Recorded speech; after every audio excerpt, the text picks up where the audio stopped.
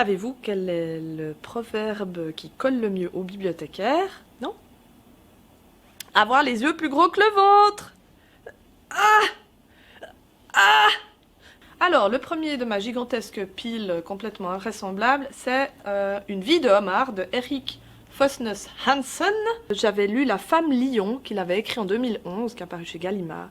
Et c'est un véritable coup de cœur, j'avais adoré ce livre. Pour moi, c'était vraiment un ovni, un truc qui ressemblait à rien d'autre de ce que j'avais lu, donc ça a l'air très bien. Le dernier, Tahar Ben Jelloun, L'insomnie, j'ai adoré le résumé en fait. Bon, j'ai déjà lu des livres de Tahar Ben Jelloun. C'est l'histoire en fait d'un scénariste qui habite à Tanger, qui est insomniaque grave, et il se rend compte que quand il tue des gens, son insomnie disparaît. Après son premier meurtre, il passe enfin une nuit complète à dormir. Donc voilà, le scénario de base est très titillant. Un roman de Peter Hoeg, son dernier, Le pouvoir de Suzanne. J'ai jamais lu de livre de Peter Hoeg, c'est celui qui avait écrit Smilla et l'amour de la neige. Un western féministe de Luc Short, Femme de feu, qui m'a été conseillé par Yann, qui est très très fan de western.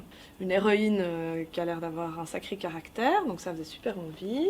Comment un adolescent maniaco-dépressif inventa la fraction armée rouge au cours de l'été 1969. Il fait à lui seul à peu près 2 kilos.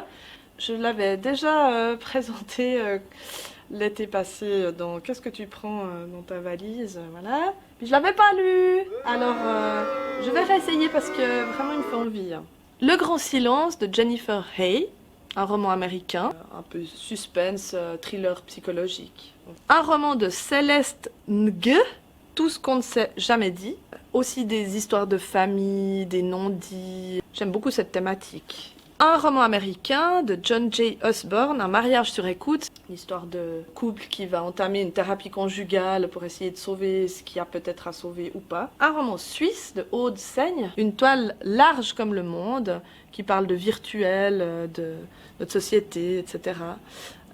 Ça a l'air très très bien, j'ai entendu des très bonnes critiques. Un livre de Orhan Pamuk, grand écrivain dont je n'ai absolument rien lu. La femme aux cheveux roux, Antoine Bello, Cherbus et moi. J'en avais déjà lu un que j'avais beaucoup aimé. C'est lui qui a écrit la trilogie des falsificateurs, que j'ai pas lu, mais j'en ai lu un autre que j'ai bien aimé. Il y a beaucoup de suspense, un peu aventure, à la française, mais c'est vraiment très bien.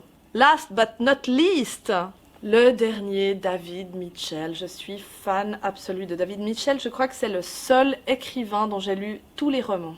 Tous sans exception, que mon mari m'a fait connaître. En fait, c'est lui qui m'a offert son premier livre, qui est un recueil de nouvelles. J'ai tellement aimé que j'ai lu tout ce qu'il a écrit, et c'est pour moi un auteur absolument virtuose, qui arrive à changer de style, d'époque, de lieu à chaque livre. Il n'y a pas 2 livres qui se ressemblent. C'est incroyable, donc voilà, j'ai vu qu'il avait ressorti un roman, j'étais un peu hystérique. Donc alors celui-là, vraiment, c'est sûr que je le lis cet été, sûr. Et je vous souhaite des bonnes vacances.